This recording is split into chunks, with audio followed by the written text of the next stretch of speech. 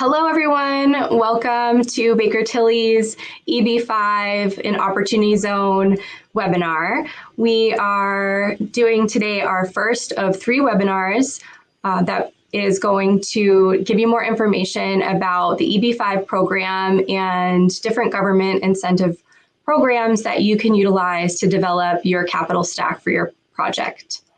I've invited today a couple of friends and colleagues to talk a little bit more about opportunity zones and the EB-5 program. So first, I'm going to let Aaron Grau introduce himself. Aaron, do you? Thanks, Jillian. I appreciate it. Thank you for the opportunity to be here. My name is Aaron Grau. I'm the Executive Director of Invest in the USA, IIUSA. We are the country's only not-for-profit trade association that represents stakeholders in the EB-5 industry. We have members in the United States and around the world, and we look forward to sharing what we know with you guys here today. So thanks very much for having me. Thank you for joining us, Aaron. And I also have 2 colleagues with me, Colin and Zeinat. I'll let you introduce yourselves. Yeah, thank you for pulling us together, Jillian. My name is Colin Walsh. I'm an attorney in Baker Tilly's national tax practice with a specialty. I'm one of the firm's subject matter experts in opportunity zones. And hi, everyone. I'm Zeinat Zughayer. I'm also part of Baker Tilly's tax and advocacy practice group and one of the subject matter experts in opportunity zones, along with Colin. Great. Well, thank you for pulling this together, Jillian. We'll dive right in. We're trying to cram a lot into one short half hour here. Certainly, it has been a very, very exciting time in the opportunity zone space. As you may or may not have heard, the OZ program is now permanent, courtesy of One Big Beautiful Bill Act. You'll hear Zeinat and I refer to that as OB3 throughout the presentation because it's very difficult to say OBBBA, 3 B's in a row. That's a difficult acronym.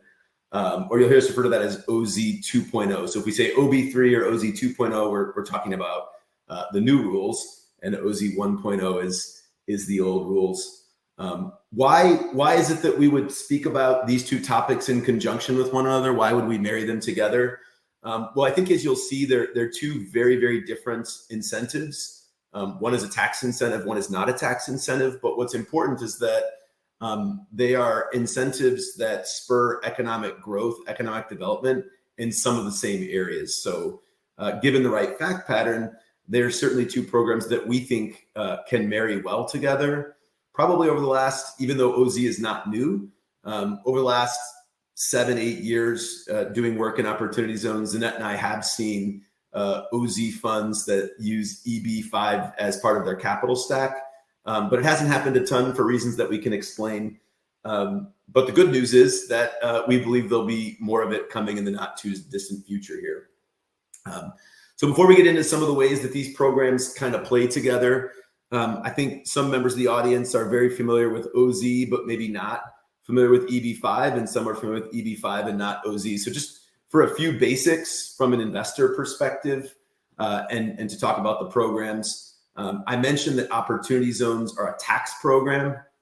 To the extent that you want to invest in an OZ fund, there are really 3 primary investor benefits. All OZ investments must start with capital gain dollars. In other words, if you want to invest in an OZ fund, you have to sell a capital asset, realize capital gains, and then take those capital gains and roll them into or invest them into an OZ deal.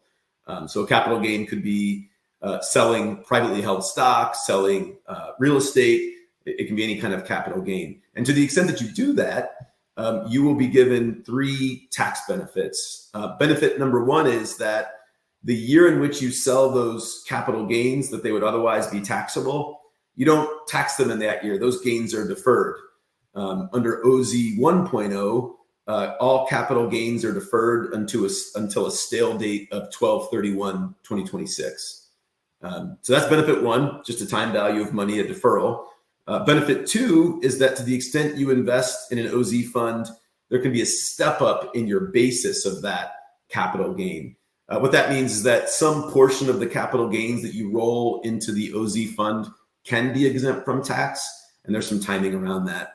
So you got the deferral, the step up, and then the big benefit, the real reason that folks are so excited about the OZ program is that to the extent you invest in an OZ fund, any growth on your investment, to the extent that it appreciates, is completely exempt from tax to the extent you hold your equity for a period of 10 years. And so within that framework, we had OZ 1.0. And on July 4th, we had the big, beautiful bill, which created what we're calling OZ 2.0. And we'll talk today about how the timing of those things sort of work together, and how we might think about those things through the lens of EB-5 investments. So with that backdrop, Aaron, why don't you talk a little bit about some of the basics surrounding EB-5 for folks who might not be familiar with that? Sure. Thanks, Colin. I appreciate it. Yeah, the two programs, Opportunity Zones and EB-5 investment, are very different. The beneficiaries directly are different.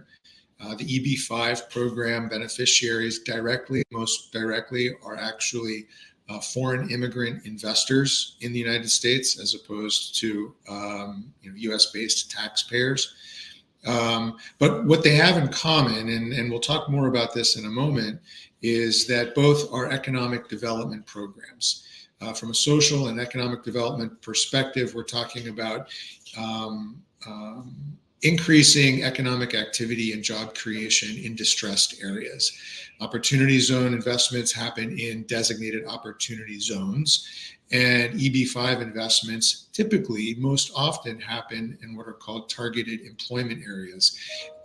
Both are distressed, both are defined differently, but the amount of overlap is significant and probably becoming more so in the future. The EB-5 program itself, as a quick background, is based on the visa category EB-5, employment-based fifth category of visa.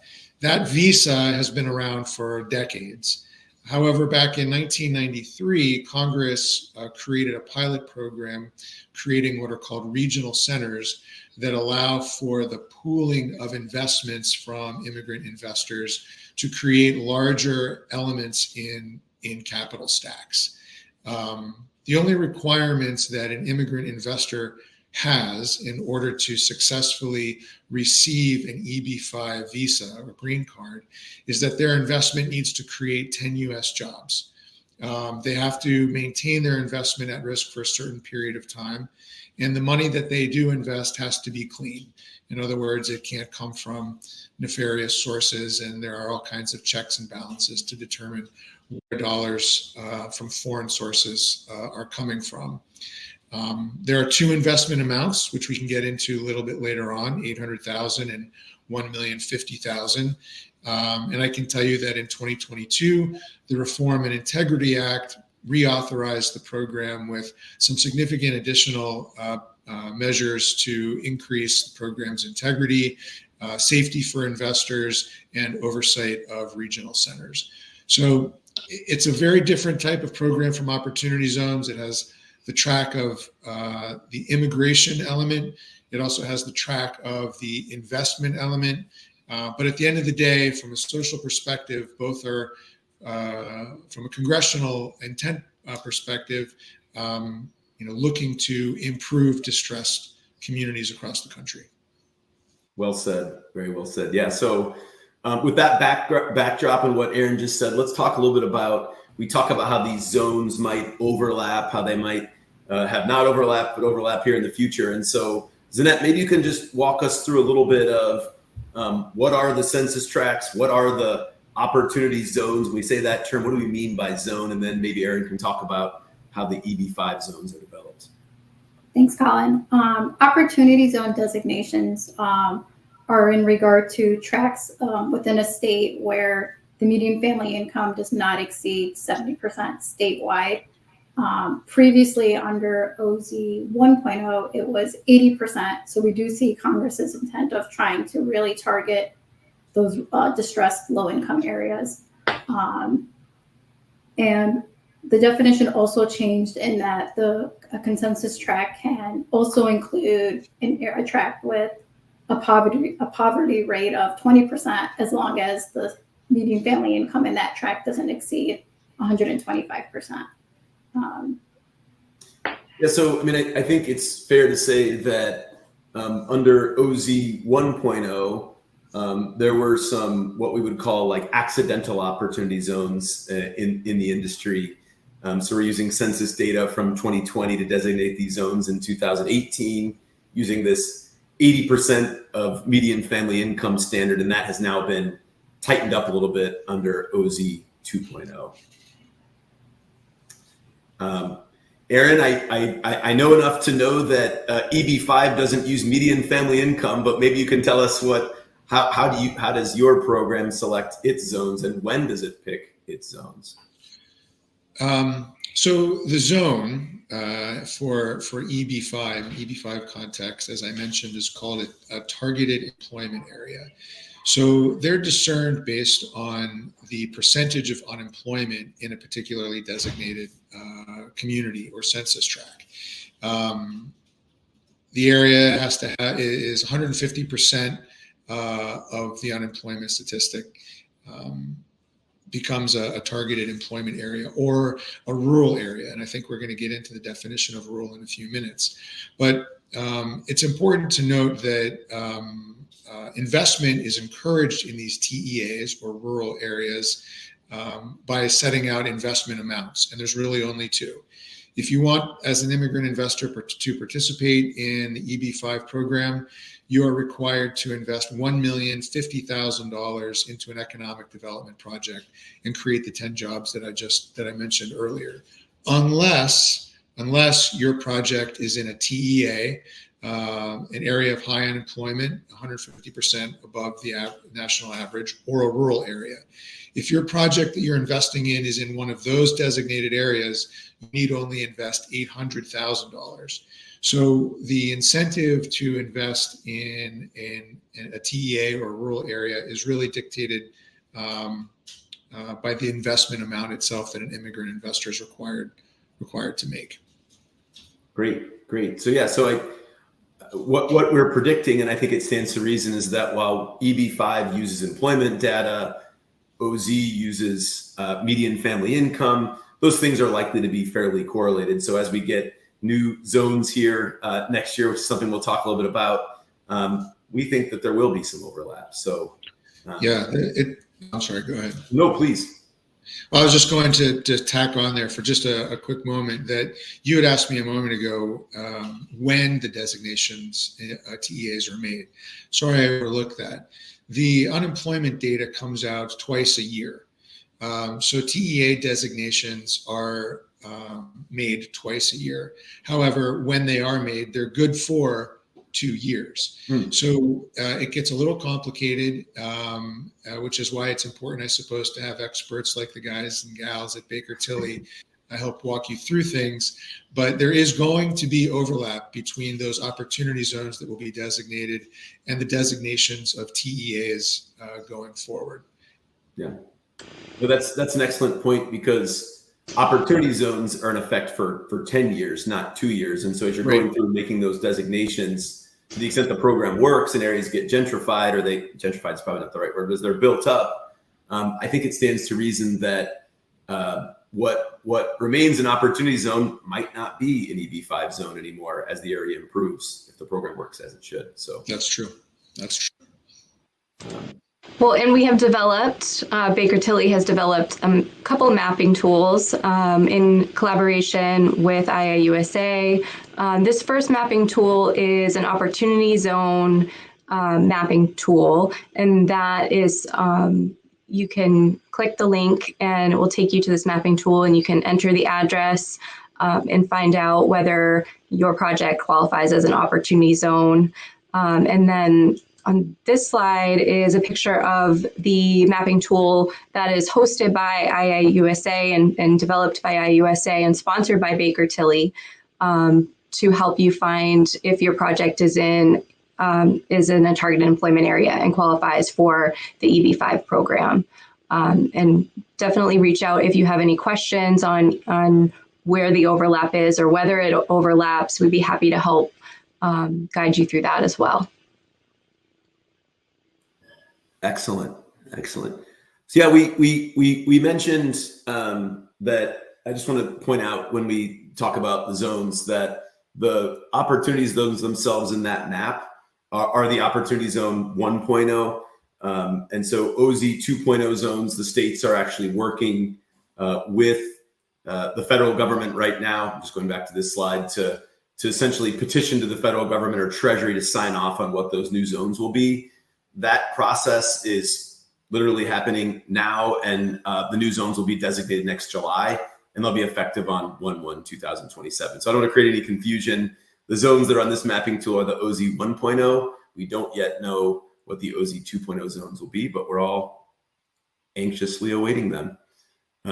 Something else we talked about is in ways that these programs are very different yet seem to overlap is this concept that we want to incentivize development in rural areas. So both programs have some extra punch to the extent you're going to invest in rural areas. So Zeinat, maybe talk about if I invest in a CROF, a Qualified Rural Opportunity Fund, because there have to be acronyms for everything. What extra incentives are there in the rural OZs? Thanks, Colin. The extra incentives in investing in the rural areas is an OZ 2.0 provision. And rural here is defined as any area where the town or city has less than 50 inhabitants and is not adjacent to a city. And I think Congress was just trying to make sure that suburbs or the larger metropolitan area wasn't considered rural. And when we talk about the incentives here, Colin had mentioned as one of the benefits within the OZ program is getting a step up in your basis on the original gain that is deferred. If you're investing in an area outside of a rural area, that benefit is 10%. Here, if it's in a rural area, it would be 30%. So that is definitely something that they really wanted to target with investments in rural areas. Another benefit to investing in a rural area is generally a project has to double their cost basis in a project for the asset to be a good asset for opportunity zones. If you invest in a rural area, you only have to invest 50% of your cost basis for the asset to be a good asset for OZs. Yeah, so that I think that would be sort of the OZ equivalent of what Aaron described in terms of job creation. You only have to create, I think he said 10 jobs to qualify for EB-5.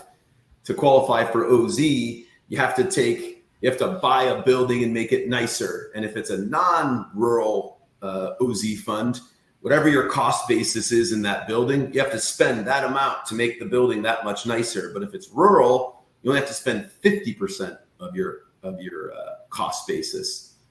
So a little bit of extra leniency to incentivize folks to pump money into rural OZ funds under 2.0. Aaron, I turn it back to you as we keep doing here to talk about, how does the rural rules work for EB-5? Right. So for EB-5, it's important to remember that an immigrant investor is really tackling two things at once. One, they're tackling the nature of the investment that they're making. If it's going to be in a rural area, it's going to be $800,000, the lesser of the two investment amounts. And they're going to be going through all of the due diligence that anybody would go through in making an investment. They're going to be reviewing the offering statement. They're going to be trying to understand the qualifications of the developer and everybody who's involved in order to make a good decision in their investment. Because although the investment is not the primary reason an EB-5 immigrant investor engages, it's still an investment, and $800,000 is still a lot of money. The other track that they're paying attention to is the immigration track. And these two tracks, immigration and investment, are inextricably tied together. Because in order for a person to be successful in their immigration application, they need to demonstrate that their investment has created 10 US jobs. If they can't do that, their immigration process won't be successful. So it's this immigration process that Congress really focused on when they incentivized further projects in rural areas. So not only will a person who wants to invest in a rural area be able to do so at the lesser of the two investment amounts, but for the purposes of their immigration program, their immigration process, they're afforded a priority processing designation that will require USCIS, Citizens and Immigration Service under the Department of Homeland Security, to prioritize their visa application above others. It's what we call a set aside. In other words, the visas that are applied for in rural areas are set aside for priority processing. It's just another investment. It's just another incentive for an immigrant investor to put their money into a rural community. And as I mentioned before, as well, as it says on the slide, we were going to talk about, how EB-5 designates rural, and it's pretty straight up. Outside a metropolitan statistical area and beyond the boundary of a city or town with a population of 20,000 or more. If a project is being developed in that designated rural area, then an investor is able to come in at the $800,000 level and will be able to enjoy priority processing of their immigration application. Interesting. Yeah, I mean, I think there'll be a lot of overlap in those concentric circles of what is an OZ rural area and an EB-5 rural area, but we'll need to be careful if you're doing that to make sure that you qualify under both, because they're going to match and be correlated, but slightly different definitions there. Certainly. I spoke about the timing and we had the map up, and so I won't repeat myself, but what I did want to say is that OZ 1.0 zones are effective for 10 years. So those zones expire on 12/31/2028. As I mentioned, OZ 2.0 zones will be designated next year and then effective 1/1/2027 for a period of 10 years. And so what that means is that for the 2027 and 2028 calendar years, OZ 1.0 and OZ 2.0 zones will both be in effect. And then after 2028, the OZ 2.0 zones will only be in effect. There is sort of rolling 10-year zones on a go-forward basis. And so we will go through the same process of designating zones 10 years after 1/1/2027 as part of a permanent part of the code. So that's how the OZ zones get designated. Aaron, maybe talk about how EB-5. Well, the timing considerations for EB-5 are vastly different from the timing considerations in opportunity zones. The timing considerations for EB-5 really have to do with the statute itself, the Reform and Integrity Act that authorized the EB-5 Regional Center program. As I mentioned before, the program needs to be reauthorized periodically. It's my belief, as an optimist and executive director of IIUSA, that the program next will be reauthorized permanently, and we won't have to deal with the consistent concern of reauthorization.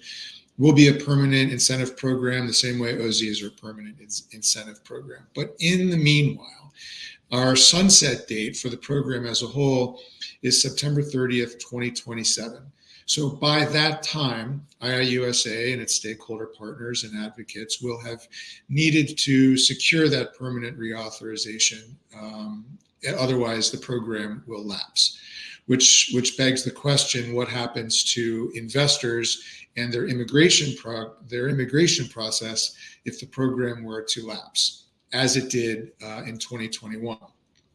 Well, there is a grandfathering provision in the statute that protects investors who invest before the grandfathering deadline should the program lapse again. Interestingly, and for reasons unknown, that grandfathering provision sunsets on September 30th, 2026, a full year before the actual program gets reauthorized. So it begs a further question: what happens to the program between September 30, 26 and September 30, 27? Is there going to be a chilling effect on the market? Will investors hold back because they realize they won't be grandfathered in the event of a lapse in 27? Will it not affect immigration investment? It's an unknown. But there's an assumption that it definitely will impact immigration investment, and those who feel they won't be protected by grandfathering clause won't invest. So you'll have a real lapse in the program's efficacy between September 30, 26 and September 30, 27. That said, IIUSA and others are engaged in some pretty hardcore, leaning pretty far in lobbying initiatives to align these two dates so that this timing consideration isn't going to be a factor. More to be said about that as the lobbying continues, but the pieces are in place, and I'm equally optimistic in that regard as well. Excellent. You mentioned chilling effect in EB-5, and yet, here again, we have another similarity in the programs in that the 2026 calendar year is seen as, some people refer to it as a dead zone for OZ investment, or there's going to be a chilling effect on investing during the 2026 calendar year because of how the OZ 2.0 rules work. I mentioned previously that under OZ 1.0, there was a stale date on which all gains were deferred until. So if you invested any time between when the program was created back in 2017 through today, those capital gains would be deferred until 12/31/2026. If you invest next year, those gains are deferred until 12/31/26. But beginning on 1/1/2027, gains are deferred for a period of 5 years. And so generally, I mentioned that you invest a capital gain into an OZ fund. You have a period of 180 days to do that from the sale of date of that capital asset. So if you sell a capital asset in the second half of 2026, you have some pretty strong, at least tax incentive to wait until 2027 to invest in the OZ fund, because if you do that, you're going to get a 5-year deferral instead of a 6-month deferral or a 3-month deferral. So there is a lot of talk in the industry about this sort of interesting dynamic that exists next calendar year. We don't want to get too deep into this here. I know we're somewhat short of time and running out, but I did want to develop some appreciation for, we have spent most of our time here today talking about what happens on the investor side of things, what you have to do to get, and I think, for good reason, because that's how EB-5 works. But I did want folks to at least have some appreciation for what I'll call the life of an OZ investment, the chronology. There are very specific timing rules, not only for the investor, but once that money is given to a fund and the fund puts that money into a project and the project goes into service, there's a very prescribed chronology for all that most OZ funds follow. We could do a 2-hour presentation on this topic alone, but suffice it to say that from the date a capital asset is sold, the investor has 180 days to roll that gain into an OZ fund. In almost all cases, the OZ fund then receives that cash and has a period of 6 months to invest in another entity that we call a QOZB, a Qualified Opportunity Zone business. There must be acronyms for everything in tax. So we invest in a QOZB. Most QOZBs, at least under OZ 1.0, are real estate rental activities. And so we mentioned this concept of doubling your cost basis or building a new building. The QOZB has a period of, generally, with some exceptions, 31 months to receive that cash and get that property placed in service. And so as you kind of have 180 days plus 6 months plus 31 months, you have this timeline between when you've got to get a project done, placed in service, and run a trader business. And then when you get to 10 years after the initial investment was made in the OZ fund, not the date on which the property was acquired, not the date on which you were placed in service, just 10 years from the date that those capital gains were rolled into the OZ fund. Anytime after 10 years, you can sell that capital asset, and any capital gains are going to be completely exempt from tax. So there's a little bit more to it than I just described, but I just wanted folks to understand from an OZ what happens after the investment is made. This is a very, very common chronology. And then I just wanted to touch briefly on what it means in terms of the dollars involved in a project and how opportunity zone projects can really benefit from having almost an interest-free loan, especially during this time where typically in an OZ and a non-OZ project, your capital gains or the money that you can initially invest are shortened by the taxes that you would have paid on those capital gains. And so if you look to the second column, you'll see that there's just the availability of more money being invested into the project because of that tax deferral on your original investment. And so where you typically wouldn't have $500,000 to invest up front because you're paying the tax in an OZ deal, you do. And then you're not paying that tax until 5 years later under OZ 2.0. So if you invest 1/1/27, 500,000, you're potentially not paying tax of roughly 130,000 until 4/15/2023. And as Colin mentioned earlier, one of the benefits is getting a haircut on that original investment. And if you hold it for 5 years, you get a 10% step up in basis. So instead of paying 146,000, you're now paying only 131,000.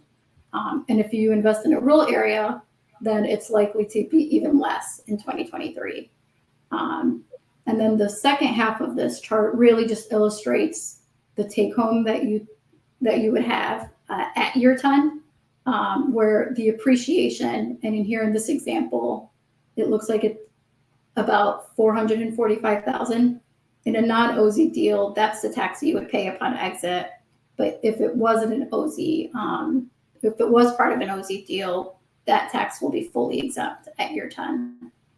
So that's really the biggest benefit to the OZ program. And this chart was just designed to illustrate that. Yes, we're going to have some not so happy year-end planning meetings with clients, though, that rolled their monies into OZ funds 7-8 years ago and said, hey, that was an interest-free loan, but you do owe the tax in 2026. And of course, the monies that are rolled into the fund in your example, that money is now in a building somewhere that's been built. So investors do need to be cognizant of that it's a deferral and that bill is coming and you probably don't have the cash. So still absolutely worth it, but do keep in mind that it's a deferral and not a complete exemption from tax. The bill does come. So that was all we had. Clearly very different programs. Certainly will be exciting next July once we get the designated OZ, the new census tract data, and we'll continue to track these programs in ways they might work together.